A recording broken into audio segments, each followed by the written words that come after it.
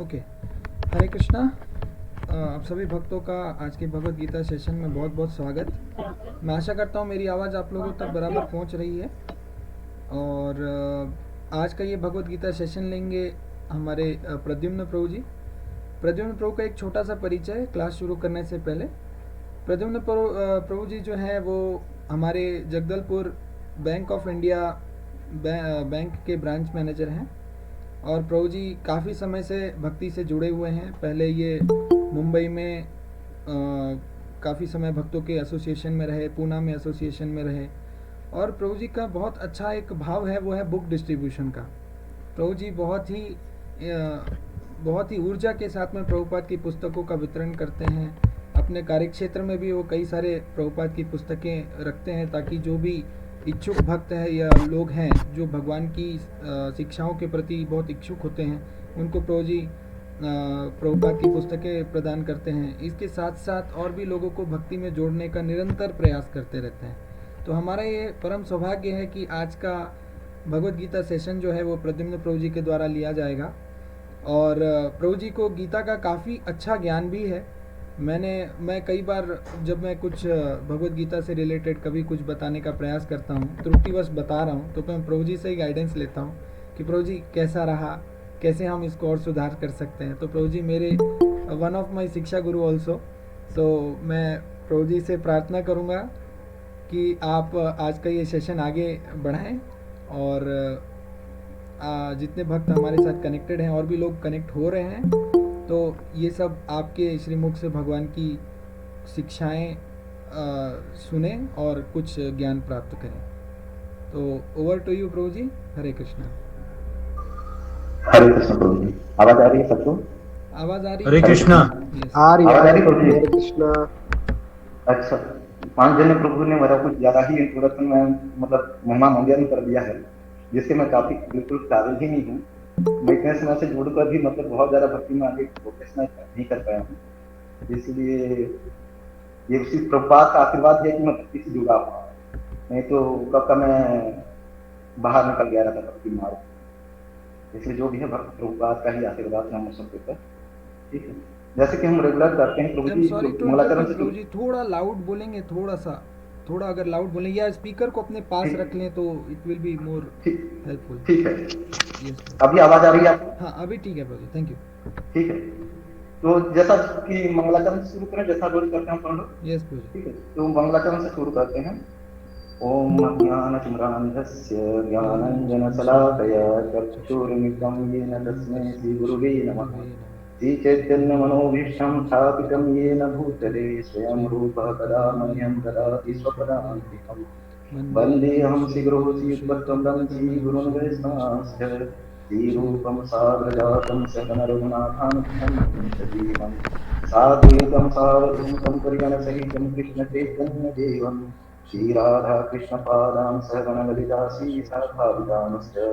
हे कृष्ण करुणा सिन्धु दीनबन्धु जगद्पते गोपेश्वपि राधाकान्त नमस्ते। तप्तकाञ्चन गौराङ्गी राधे वृन्दावनेश्वरी विश्वानुसुते देवी प्रणमामि हरिप्रिये। वाञ्छाकल्पतरुभ्यश्च कृपा सिन्धुभ्य एव च पतितानां पावनेभ्यो वैष्णवेभ्यो नमो नमः।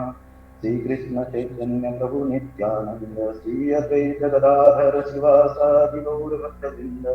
हरे कृष्ण कृष्ण कृष्ण हरे हरे, हरे राम राम राम हरे हरे। अच्छा, मेरे पास लैपटॉप नहीं है तो मैं मोबाइल पकड़ के कर रहा हूँ, तो इसलिए कई बार डिस्टर्बेंस आएगी, है ना, तो उसको आप एडजस्ट कीजिए।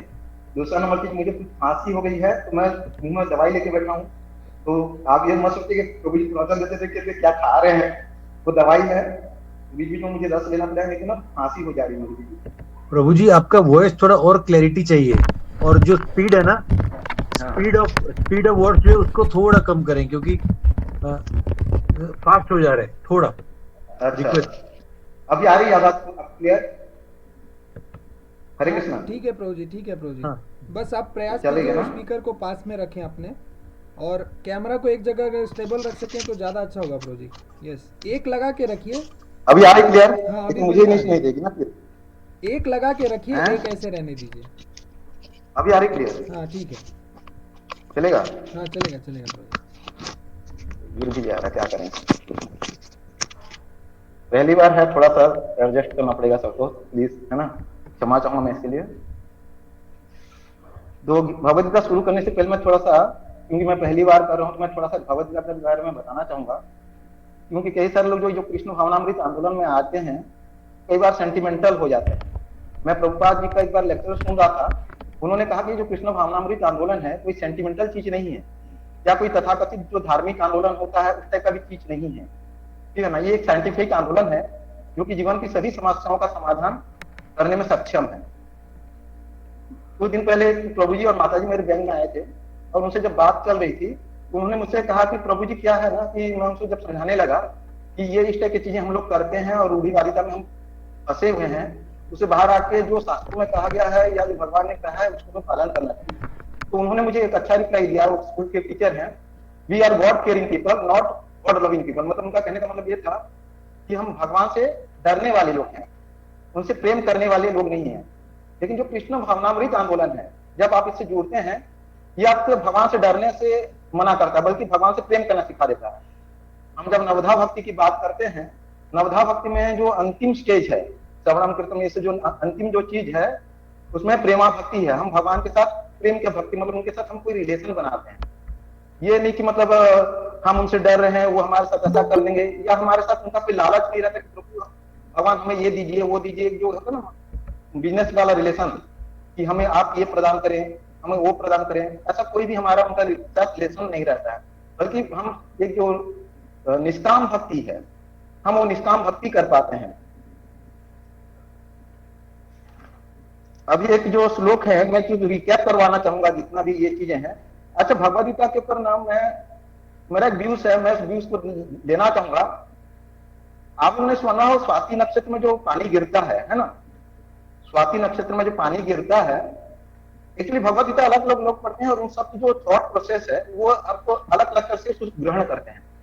ये ग्रहण हम करते हैं, भगवद गीता तो वही है, लेकिन हर व्यक्ति उसको अपने तरीके से ग्रहण करता है। ये कारण इसका यह है कि उनका खुद का भाव कैसा है, उनका जो किस तरीके से उसको स्वीकार करें उसके ऊपर है। एक उदाहरण लेकर मैं बताना चाहता हूँ, स्वाति नक्षत्र में जो पानी गिरता है उसके ऊपर। स्वाति नक्षत्र का जो पानी गिरता है, वो पानी तो सभी के लिए समान है ना। और जो चातक जो पक्षी है, सालों तक इंतजार करती है और प्यासी रहती बेचारी, और सालों तक उस नक्षत्र का इंतजार करती है, उस नक्षत्र में जो पानी गिरता है उसी को ही पीती है। जैसे स्वाति नक्षत्र जो पक्षी उसको पीती है और उसका आत्मा तृप्त हो जाती है। जो चातक पक्षी है, स्वाति नक्षत्र का पानी पीती है, उसका आत्मा तृप्त हो जाती है। इसी तरह जो भक्त होते हैं, जो हम लोग होते हैं, हम जब भगवद गीता पढ़ते हैं, हम भी उस भगवान के जो ज्ञान और उनकी जो महिमा, इन सबको जान के हमारी टोटली आत्मा तृप्त हो जाती है, उसी चातक पक्षी की तरह है। लेकिन कुछ लोग और होते हैं, जैसे वही जो चातक जो स्वाति नक्षत्र का जो पानी है केले के पेड़ में गिरता है, तो केले के पेड़ में जब वो पानी गिरता है तो वो कपूर का रूप धारण कर लेता है, कपूर बन जाता है वहां पे, ठीक है। इसी तरीके से किसी को, जिसको याचक है, जो भगवान से कुछ याचना करता है या उसको कामनाएं हैं, उसको कुछ कामनाएं कि मुझे ये चाहिए वो चाहिए, वो जब भगवद गीता को पढ़ता है तो वो अपने कामना के हिसाब से पढ़ता है और उसकी जो कामना वाली चीजों को ही ग्रहण कर पाता है। मतलब भक्ति को अच्छे से ग्रहण नहीं कर पाता है, मतलब भक्ति का जो रस है वो समझ अच्छे से नहीं पाता है। उसी तरीके से जो पानी है, जो चातक पक्षी पी रही है, वो स्वाति नक्षत्र वाली, वही पानी जब एक सीप में गिरती है, सीप समझते हैं जो समुद्री सीप होता है, जब उसमें गिरती है तो मोती का रूप धारण कर लेती है। किसका रूप धारण कर लेती है? मोती का रूप। तो उसी प्रकार जब एक ज्ञानी जो कि जानना चाहता है भगवान कौन है क्या है, वो जब भगवद गीता पढ़ता है तो उसको, मतलब उसका जो ज्ञान निखर के प्रखर, मतलब वो प्रकांड विद्वान बन जाता है ज्ञानी जो है, ठीक है। पानी तो वही है, भगवद गीता वही है, भगवद गीता सबके लेकिन अलग अलग प्रभाव डाल रही है। उसी तरीके से जब ये स्वाति नक्षत्र का पानी सांप के मुंह में गिर जाता है, किसके मुंह में गिरता है? सांप के मुंह में, तो सांप का विष बढ़ा देता है। तो जो भगवान से घृणा करने वाले लोग हैं, या जो भगवान को मानते नहीं है, जो सिर्फ मतलब समाज में मतलब सिर्फ पैसे और इन सब के पीछे भाग रहे हैं, जिनको कि भगवान से कोई मतलब नहीं, जब किसी के लोग भगवान के बारे में पढ़ते हैं, या तो भाग जाते हैं या भगवान से और ज्यादा घृणा करने लगते हैं, समझ रहे हैं। तो कई लोग बोलते हैं कि प्रभु जी भगवद गीता पढ़ के तो वो गलत कार्य कर रहा है। वो गलत कार्य इसलिए कर रहा है कि भगवद गीता को समझा नहीं है और खुद ही भगवान को पसंद नहीं करता है। भगवद गीता तो हर कोई पढ़ता है, लेकिन उसको ग्रहण करने वाले लोग उनकी खुद की मेंटेलिटी के कारण उसका क्या बोलते हैं, उसका अलग अलग प्रभाव पड़ता है। जैसे स्वाति नक्षत्र पानी वही था, चातक पक्षी वर्षों की प्यास बुझा के उसकी आत्मा तृप्त हो गई। एक जो याचक था, वो याचक अपने हिसाब से उसको देखा और उसने अपनी कामनाएं पूर्ण करने की कोशिश की। एक जो ज्ञानी पुरुष है, उसकी जो ज्ञान है वो निखर के और कुंदन के समान चमकने लगती है। और ये जो दुष्ट है, जो भगवान से हमेशा घृणा कर रहा है, उसके साथ क्या होती है कि वो भगवान से और घृणा करने लगता है, मतलब भगवान के बारे में बुराई करना शुरू कर देता है भगवद गीता टाइप की चीजें पढ़ के। तो ये हमारे ही भाव हैं, हम किस तरीके से भाव से उसको ग्रहण करें, ये है। तो मैं यही चाहूंगा कि अगर भक्ति के भाव से हम ग्रहण करें तो ज्यादा अच्छा होगा। कि भगवान बोलते हैं जो भक्त हैं वही मुझे अच्छे से जानते हैं। भगवद गीता के श्लोकों में आगे लिखा है भगवान ने, जो भक्त हैं वही मुझे अच्छे से समझ सकते हैं। तो हम एक भक्त के हिसाब से अगर पढ़ेंगे या समझेंगे तो ज्यादा अच्छा रहेगा। इनफैक्ट हम कैसे, मतलब भगवद गीता क्या चीज है, बहुत अच्छा श्लोक है भगवद गीता में। सर्वोपनिषदो गावो दुग्धा गोपाल नंदन आर्थो वत्सः सुधीर भक्ता दुग्धम गीतामृतम महत्। यह गीतोपनिषद, इसका अर्थ मैं बता रहा हूं आपको। यह गीतोपनिषद भगवद गीता जो समस्त उपनिषदों का सार है, गाय के तुल्य है। मतलब जो भगवद गीता है किसके समान है, एक गाय के तुल्य है। और ग्वाल बाल के रूप में विख्यात भगवान कृष्ण इस गाय को दूह रहे हैं। भगवान कृष्ण जो बोल रहे हैं इसको, इस गाय को दूहने का कार्य कर रहे हैं। अर्जुन बछड़े के समान है। और जो सारे विद्वान तथा जो शुद्ध भक्त हैं भगवद गीता के अमृतमय दूध का पान करने वाले हैं। मतलब हम लोग जो है भगवद गीता का पान कर रहे हैं और हमारी आत्मा को हम शुद्ध कर रहे हैं। तो भगवद गीता को जब हम भक्ति के भाव से ग्रहण करेंगे तो हमें भगवद गीता के जो एक्चुअली मर्म है वही समझ में आएगा, नहीं तो हमें मर्म समझ में ही नहीं आएगा। हम अब शुरू करते हैं भगवद गीता, लेकिन हम एक रिकैप कर लेते हैं, है ना। श्लोक 1 से लेके जितना भी अब तक हो चुकी है। एक्चुअली भगवद गीता का जो पहला अध्याय है, ये भगवद गीता यहाँ से शुरू होती ही नहीं है। भगवद गीता जो शुरू होती है अध्याय 2 से शुरू होती है, जब अर्जुन अपनी दुखात्मता के लिए, इसको कुरुक्षेत्र के युद्ध स्थल में सैन्य निरीक्षण इस चैप्टर का नाम है, लेकिन कई लोग इसको बोलते हैं अर्जुन के विषाद, क्योंकि आगे के श्लोकों में हम लोग देखेंगे अर्जुन बहुत दुखी हो जाते हैं और भगवान से युद्ध न करने की प्रार्थना करते हैं। भगवान से बोलते हैं कि मैं अब युद्ध नहीं कर पाऊंगा। वो अपनी जो विषाद वाली स्थिति है तो भगवान को सुनाने लगते हैं। तो कई लोग इसको अर्जुन का विषाद वाला अध्याय भी मानते हैं। तो अध्याय 1 जो है, इसलिए हमें पढ़ना और जानना जरूरी है कि क्या परिस्थिति ऐसी आ पड़ी कि भगवान को एक युद्ध स्थल में, देखिए ये किसी मंदिर में या किसी धार्मिक जगह में बैठ के प्रवचन नहीं दिया गया था अर्जुन को। ये युद्ध स्थल के मध्य में इसको भगवान ने भगवद गीता का ये दिया था। तो ऐसी क्या स्थिति आ पड़ी कि भगवान को युद्ध स्थल के बीचों बीच अर्जुन को ये ज्ञान प्रदान करना पड़ा, है ना। तो वो जानने के लिए अध्याय 1 जानना बहुत ज्यादा जरूरी है। ठीक है, इसमें मतलब इसमें कुछ जो अर्जुन के हम विषाद के बारे में सुनेंगे तो हम जान पाएंगे कि एक भक्त जो होता है उसके किस तरीके के विचार होते हैं। क्योंकि अर्जुन के जो विचार हम सुनेंगे तो लगेगा कि अर्जुन कितना महान बड़ा भक्त है। और वो जो अर्जुन के जो उद्गार हैं, एक भक्त के ही उद्गार हो सकते हैं, कोई सामान्य आदमी के उद्गार ऐसे नहीं हो सकते हैं। तो इसलिए अध्याय को जानना जरूरी है। तो इसलिए अध्याय को आप थोड़ा सा समझेंगे तो आपको अच्छा लगेगा, आपको मतलब एक भूमिका मिल जाएगी कि मतलब भगवान को ऐसे क्या सिचुएशन आनी पड़ी, परिस्थिति आ पड़ी कि भगवान को भगवद गीता का उपदेश देना पड़ा। और वो जो कि अध्याय 2 से शुरू होगा। तब रिकेप में हम पहला अध्याय में 1 में जैसे जो धृतराष्ट्र पूछता है, धर्म कुरुक्षेत्र में जो युद्ध की इच्छा से एकत्र हुए, जो भी युद्ध की इच्छा से मेरे और जो पांडु के पुत्रों ने एकत्रित हुए हैं, उन्होंने क्या किया। वो ये पूछ सकता था कि वहां क्या हो रहा है। अगर उसको जानना था युद्ध क्षेत्र में क्या हो रहा है तो पूछ सकता था यहाँ क्या हो रहा है। लेकिन वो क्या पूछ रहा है, उन्होंने क्या किया, क्यों ऐसा पूछ रहा है। वहां अगर युद्ध की क्षेत्र में गए हैं तो वहां गिल्ली डंडा तो खेलने नहीं गए होंगे, वहां युद्ध ही करने गए हैं। तो वो इसका सवाल ये हो सकता कि उन्होंने वो क्या कर रहे हैं अभी, है ना। वो क्या बोला, उन्होंने क्या किया, इसका मतलब उसको संदेह है कि हो सकता है ये लोग युद्ध न कर रहे हैं। हो सकता है क्यों कि वहां धर्मभूमि है कुरुक्षेत्र की, और कुरुक्षेत्र की धर्मभूमि और ना भी तो वहां के धर्म के जो सर्वश्रेष्ठ भगवान है श्री कृष्ण साक्षात उपस्थित है। और जहां साक्षात भगवान कृष्ण उपस्थित है वहां कुछ भी हो सकता है। जहां युद्ध होने वाला है वहां युद्ध बंद भी हो सकता है। तो वहां क्या वजह पता नहीं है। तो वो साक्षात धर्म के जो अधिष्ठाता भगवान कृष्ण स्वयं है, इसलिए धृतराष्ट्र को ये डाउट था। श्लोक नंबर 2 में अगर आते हैं, अच्छा संजय ये की समझते हैं कि ये धृतराष्ट्र का क्वेश्चन क्यों पूछ रहा है। संजय भी जो है व्यासदेव के शिष्य हैं, वो इस चीजों को बहुत अच्छे से समझते हैं। तो वो डायरेक्ट जो घटना घटती है उसको देख के बोलते हैं, दृष्ट्वा तो पांडवनिकम व्यूढ़म दुर्योधन सदा, है ना। आचार्य उपसंगम में राजा वचनम अपर्वृत, मतलब उसको बोल रहे कि ये जो दुर्योधन है सामने वाले की सेना को देखते हैं और देखते हैं कि इतना बड़ा व्यूह रचना हो रही है, तो अपने आचार्य के पास जाते हैं और यहाँ ना कहीं दुर्योधन को वहां जाके जो उनकी जो कूटनीतिक चाल है उसके बारे में बताते हैं। कैसे कूटनीतिक चाल चलता है? पहले तो अपने गुरु को ही तीखे बाणों से ये करने की कोशिश करता है, मतलब अपमानित करने की कोशिश करता है कि गुरु से बोलता है ये मतलब ये आचार्य, पांडु पुत्रों की विशाल सेना को देखें जिसे आपके बुद्धिमान शिष्य द्रुपद के पुत्र ने इतने कौशल से व्यवस्थित किया है। जैसा कि प्रभु ने उस दिन कहा ही था कि द्रोणाचार्य को पता रहता है कि द्रुपद का जो पुत्र है धृष्टद्युम्न है उसका वध करने वाला है, ये उनको पता रहता है, फिर भी वो शिक्षा देते हैं क्योंकि उस समय के जो गुरु रहते थे वो अपने कर्तव्यों से पीछे नहीं हटते थे। ये नहीं कि मुझे मारने वाला तो मैं अपना कर्तव्य पूरा नहीं करूं, वो अपना कर्तव्य पूरा करते थे। तो जिसका जो कर्तव्य, गुरु का कर्तव्य शिक्षा देना, तो वो अपना कर्तव्य वो पूरा वहां पे किए, भले वो मुझे मारे, उसको पता है कि वो मारेगा, जो भी होगा देखा जाएगा, बट मैं अपने कर्तव्य से क्यों पीछे हटूं। फिर बाकी मैं श्लोक नहीं पढ़ने जा रहा हूं यहाँ पे। उसके बाद अर्जुन क्या करता है? अर्जुन जो है देखिए, अब यह बिजनेसमैन है और क्या कोई बड़े भी हैं कि इसमें आजकल तो इसको एमबीए स्कूल कॉलेज में भी भगवद गीता को पढ़ा रहे हैं।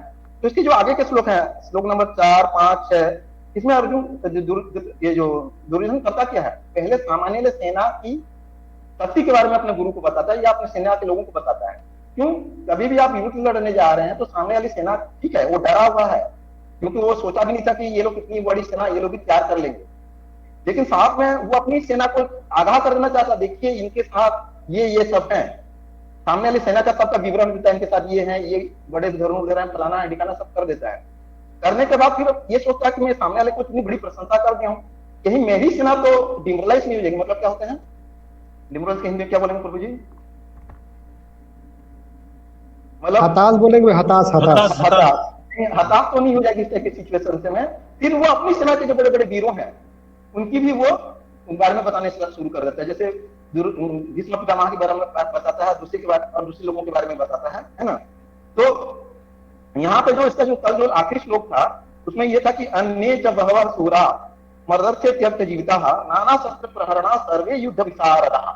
मतलब जितने भी उसके सैनिक हैं, ऐसे नहीं कि कोई नौसिखिया सैनिक है, सर्वे युद्ध विशारदा, मतलब सभी जो सैनिक हैं युद्ध में निपुण हैं।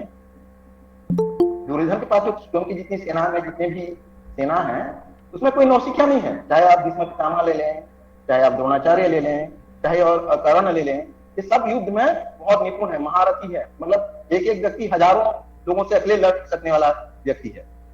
तो यहाँ उसने अपने जो युद्ध विशारदा करके अपनी सेना के मनोबल बढ़ाने का प्रयास करता है। तो आज का जो श्लोक लेते हैं डायरेक्ट अपने श्लोक में, इसका आज वाला श्लोक जो 10 नंबर श्लोक वहां से शुरू करते हैं। अच्छा, मैं भगवद गीता पढ़ने का थोड़ा सा तरीका भी बता देता हूँ। भगवद गीता को पढ़ने का थोड़ा सा क्या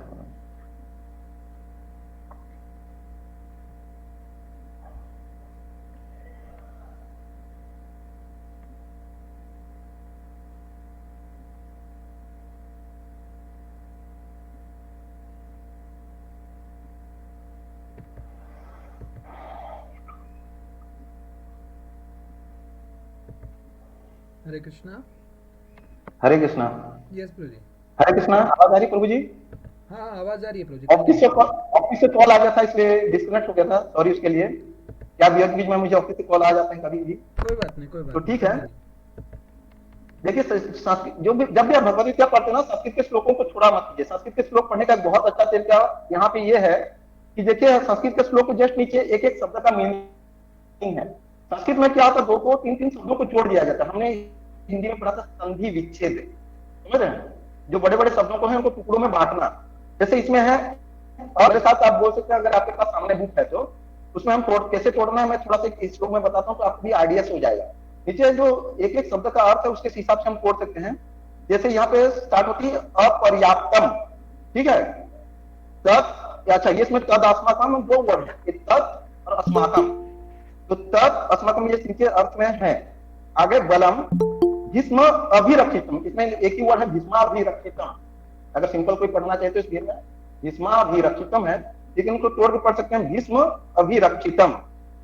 उसके बाद है पर्याप्तम, उसके बाद फिर से दो शब्द हैं, तू ईदम एतेसाम, सॉरी 3 शब्द है यहाँ पे, 3 शब्दों को जोड़ के बनाया गया है ईदम एतेसाम। इसको आपको ब्रेकअप कैसे करेंगे, नीचे जो एक एक शब्द का अर्थ है उसको देख देखे, तू ईदम एतेसाम, अगर ऐसे पढ़ेंगे आप 2 बार भगवत गीता पढ़ लीजिए इस तरीके से, आप स्वयं संस्कृत के श्लोक पढ़ते पढ़ते उसका अर्थ समझना शुरू करेंगे। आपको डायरेक्ट नीचे का अर्थ पढ़ने की जरूरत नहीं पड़ेगी, आप संस्कृत के श्लोक जब पढ़ेंगे तब उसका जो एक्चुअल अर्थ है वो समझना शुरू करेंगे, लेकिन आपको पढ़ना ऐसे ही पड़ेगा जैसे मैं बता रहा हूँ। आप सोचेंगे मैं संस्कृत नहीं आता, नहीं पढ़ूंगा, प्रभुपाद का कहीं पे मैं लेक्चर देखूंगा, आप संस्कृत के बिल्कुल विद्वान नहीं है, लेकिन आप मेरी बुक्स में जैसा है उस तरीके से पढ़ने की कोशिश करेंगे, जब दूसरी बार पढ़ने जाएंगे तो आप विद्वान बन के करेंगे। तो आपको उसी तरीके से पढ़िए जैसे इसमें दिया है। फिर लिखा है बलम, बल वो तो सिंगल वर्ड है, लेकिन आगे का जो वर्ड है हिमाभिरक्षितम, मतलब हिम प्लस अभिरक्षितम 2 वर्ड है। तो आप इस तरीके से पढ़िए, जो श्लोक है अपर्याप्तम तदस्माकं बलम भीष्माभिरक्षितम पर्याप्तम तु इदम एतेषाम बलम हिमाभिरक्षितम। यहाँ पे अर्जुन का जो घमंड है बोलिए, या जो उसका जो गुरु है जिसको भी बोले हम, वो दिखने को मिलता है। वो ये बोल रहा है कि हमारी शक्ति अपरिमेय है और हम सब पितामह द्वारा भली भांति संरक्षित है, जबकि पांडव की शक्ति भीम द्वारा भली भांति संरक्षित होकर भी सीमित है। यहाँ दुर्योधन की मानसिकता दिखा रहा है कि वो किस हिसाब से अपनी सेना की ताकत को लेके बहुत घमंड में है। ये बोल रहा कि मतलब हमारी शक्ति अपरिमेय है। क्यों अपरिमेय है? क्योंकि हमारी सेना को भीष्म पितामह जो कि काफी सारे युद्ध कर चुके हैं, जो काफी सारे अनुभवी हैं, एक ऐसा व्यक्ति इसको हमें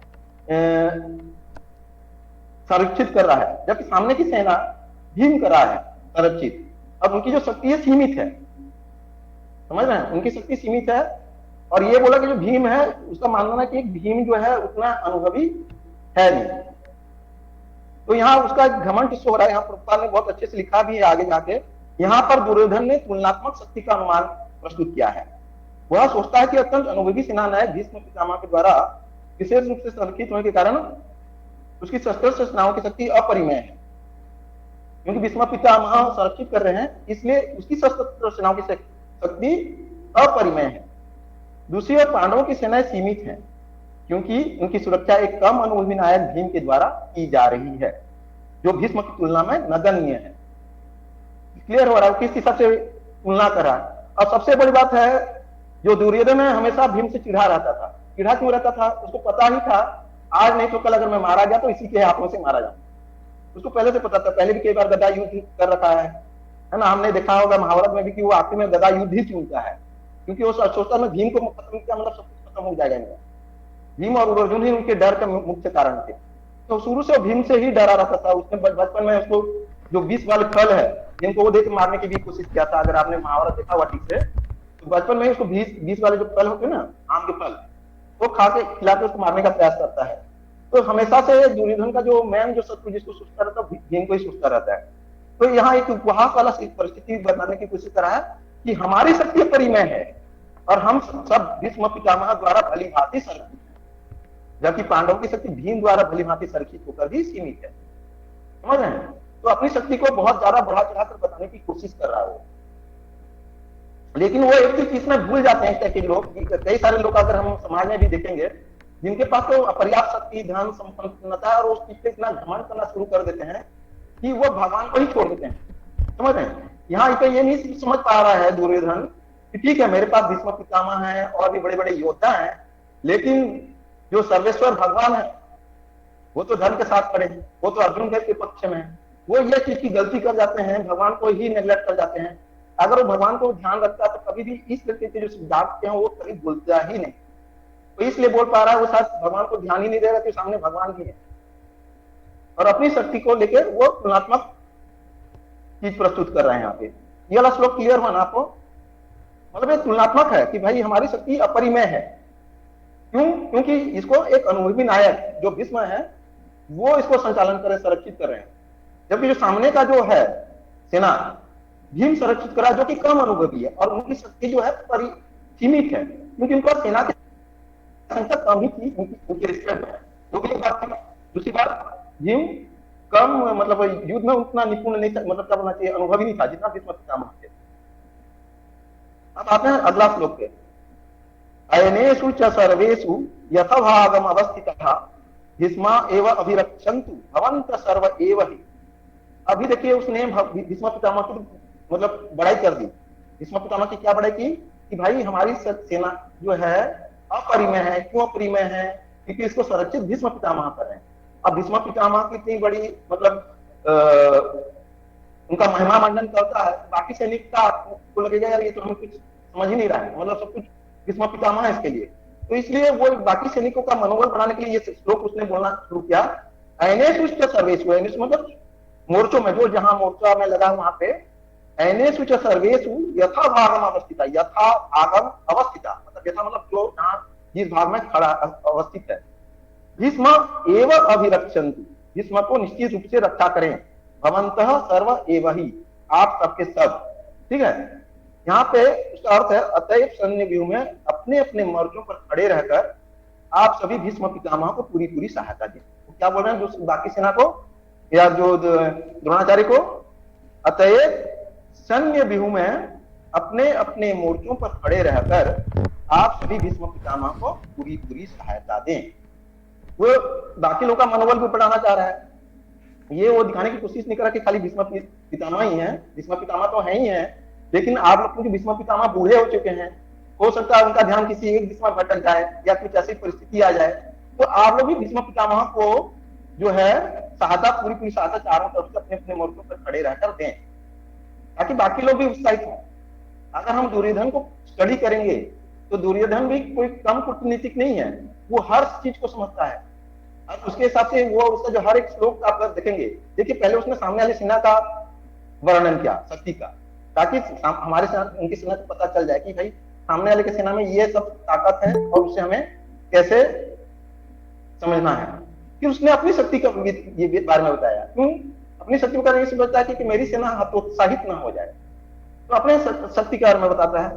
फिर ये बताता कि जो हमारी सेना है भीष्म पितामह संचालन कर रहे हैं, जो कि बहुत ही अनुभवी है, और हमारी सेना अपरिमेय है, मतलब अपनी सेना को बहुत ज्यादा आगे ये मतलब उत्साह में डालने की कोशिश चल रहा है। और साथ में ये भी बोला कि आप भीष्म पितामह की रक्षा भी करें। तो ये सबका दायित्व ये उसने डाल दिया कि आप सबको सबका ही जिम्मेदारी है, और सब भी उतने ही मतलब महत्व के हैं जितने भीष्म पितामह है। ठीक है, क्लियर भाई?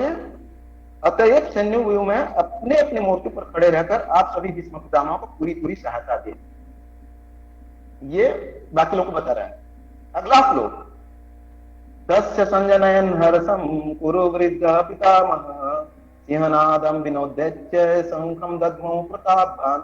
यहाँ पे देखिए क्या होता है, जब कोई बच्चा उटपटांग हरकत करने लगे, तो बड़े माँ बाप जो होते हैं, जो माँ बाप होते हैं घर के या जो वरिष्ठ होते हैं, वो बच्चों की हरकतों को समझते हैं ये इस तरह की हरकत क्यों कर रहा है।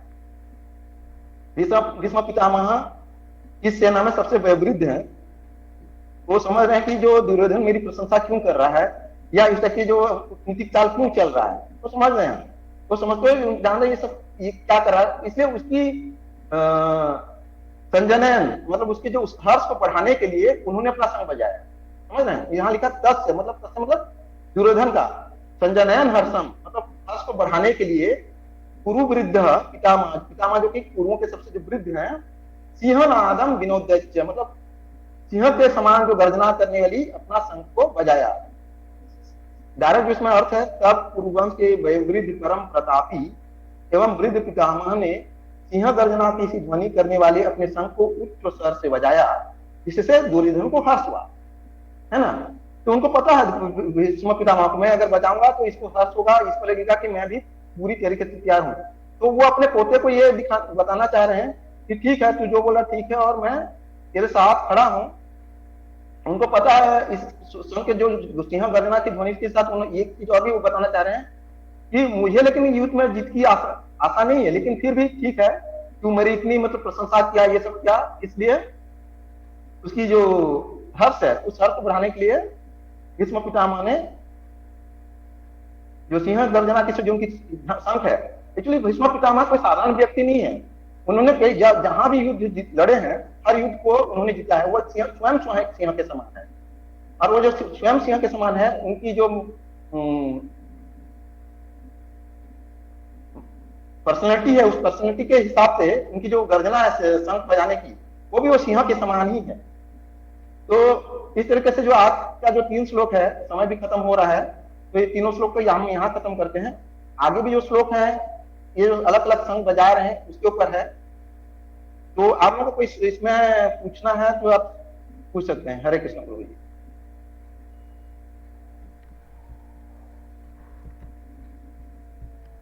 हरे कृष्णा। हरे कृष्णा प्रभु ji, thank you very much for the wonderful class. आपने बहुत सुंदर भगवद गीता की ये 3 श्लोकें जो लिया आपने और बहुत सुंदर तरीके से इसे समझाने का प्रयास किया है। मुझे तो बहुत ही मतलब आपका एक्सप्लेनेशन बहुत ही इंस्पायर किया प्रभु ji. Thank you very much कि आपने बहुत सुंदर क्लास दिया। मैं इसी क्लास के माध्यम से और भी भक्तों से आग्रह कर रहा हूँ कि आप लोगों का अगर कोई प्रश्न है तो कृपया पूछिए, ताकि प्रभु जी अपने भगवद गीता के ज्ञान से उसको आप लोगों को बताने का प्रयास करेंगे। प्लीज़ क्वेश्चन जरूर पूछिए। हरे कृष्णा।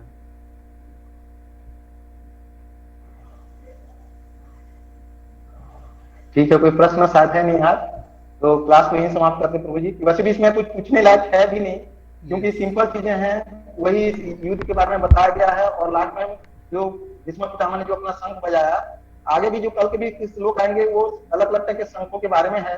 भगवान कृष्ण के कैसे शंख हैं, दुर्योधन के क्या शंख हैं, सबके शंखों के बारे में ही कल का भी विवरण रहेगा। लेकिन इसको पढ़े हम, ऐसा नहीं कि इनको छोड़ दें। इनका मतलब हम ये शंखों के बारे में क्यों पढ़ रहे हैं? जब ये शंखों की मैं चर्चा कर रहा था अपने ग्रुप में, तो किसी ने मुझे पूछा क्या शंख भी अलग अलग टाइप के होते हैं? समझ रहे ना, क्या शंख भी अलग अलग टाइप के होते हैं? तो उसको पहली बार समझ में आया कि पांचजन्य शंख, जैसे प्रभु का नाम है, पांचजन्य शंख भगवान कृष्ण का है। अनंत विजयम मतलब जो अपना युधिष्ठिर महाराज का है। सभी के अपने अपने कौन सा शंख, जो भीष्म का है, सॉरी भीम का है। तो सबका अपना अपना शंख है और सबका अलग नाम है और सबका अलग अलग प्रभाव है। उनकी ध्वनियों का जो प्रभाव है वो अलग अलग है। तो शंख भी अलग अलग प्रभाव तरह के होते, ये जानने को भी मिलता है। एक बार सब बहुत पहले जो शुरू में जब कौन बनेगा करोड़पति में, उसने पूछा भी गया था देवदत्त शंख किसका है, कौन बनेगा करोड़पति में क्वेश्चन आया था, देवदत्त शंख किसका है। तो भगवत गीता पढ़ेंगे तो हो सकता है करोड़पति के कुछ भी सवाल आप यहाँ से जान लेंगे। वो अर्जुन का है वैसे। ठीक है, यही समाप्त करते प्रभु जी। हरे कृष्णा। हरे Krishna, thank you so much प्रभु जी। आपने यस ललित अग्रवाल प्रभु जी का एक क्वेश्चन है। प्रभु जी प्लीज। हरे कृष्णा। हरे कृष्ण प्रभु जी। मेरे पास शब्द नहीं है आज के सेशन को, मैंने कैसे मैं रेसिप्रोकेट करूं आपको। हरी बोल। Exactly ultimate I salute from both ends. नहीं, ये आप लोगों की बड़प्पन है कि आप लोग मुझे जैसे कुछ व्यक्ति को इतनी मतलब महिमा मंडित कर रहे हैं, लेकिन मेरे में ऐसा कुछ भी है नहीं। Oh my God, oh my God, oh my God. धन्यवाद प्रभु जी। आज पहला क्लास है, आगे बहुत मजा आने वाला हमको। नहीं, ये मेरा जीवन का पहला क्लास है। कल रात मुझे अचानक प्रभु जी ने बोला कि आपको कल का क्लास आपको लेना है, तो मैं तो पहले तैयार नहीं हो रहा था। ये पांचजन्यधारी प्रभु का ही आशीर्वाद है, बोली या जो भी इनका ये है उत्साहवर्धन है कि मैंने आज का क्लास लेने का साहस भी किया। नहीं तो मैंने आज तक पब्लिकली कभी कोई क्लास लिया ही नहीं था। अभी एक वोटिंग करते हैं, जितने डिवोटी जुड़े हुए हैं, एक को भी अगर लगा ना आपका पहला सेशन है, तो मैं आपके यहाँ जो सर्विस बोलेगा देता हूँ आगे। गुड आइडिया ब्रो जी, गुड। अब ये ये सब मत करिए।